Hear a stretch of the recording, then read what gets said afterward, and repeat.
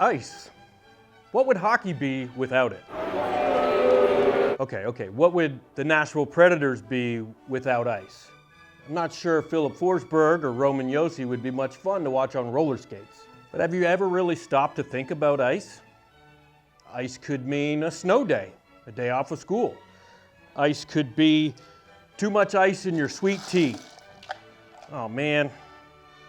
But for me, so I'm in charge of the ice for the Nashville Predators. Just call me Nigel Schnarr, Ice Superstar.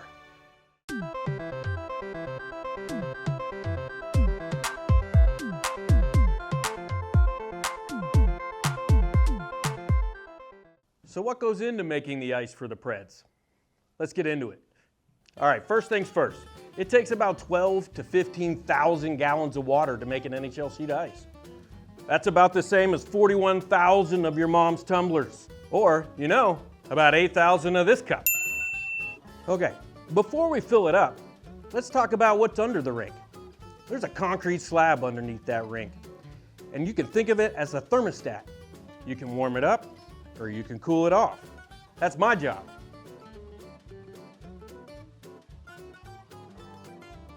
The concrete slab's kept between 16 and 18 degrees. That makes the ice surface about 21 to 23 degrees.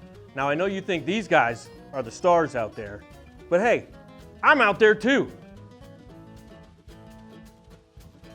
Say hello to my little friend. This is an infrared thermometer that I use during the hockey games to go out and make sure that ice is kept between 21 and 23 degrees. Check this out. This is a pot of hot coffee. I'm going to take its temperature, 130 degrees. It's pretty hot. This is iced coffee. This should be right above freezing, 33 degrees. This is a cup of ice. Now this should be right around where I want it, 22 degrees. That's good hockey ice right there. Okay, we got our temperature set.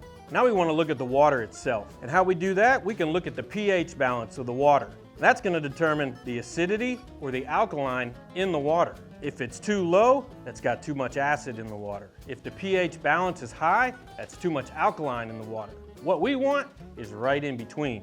We measure the pH in the water so that the ice is as smooth as possible for those players to skate on. If the pH is too low, there's not enough for the ice to bond to, and it can get really brittle and it'll break when the guys skate on it. If the pH is too high, well, that means there's too much junk in the water, and that's going to create a lot of snow, and it's going to be ruddy and rough, and we don't want that.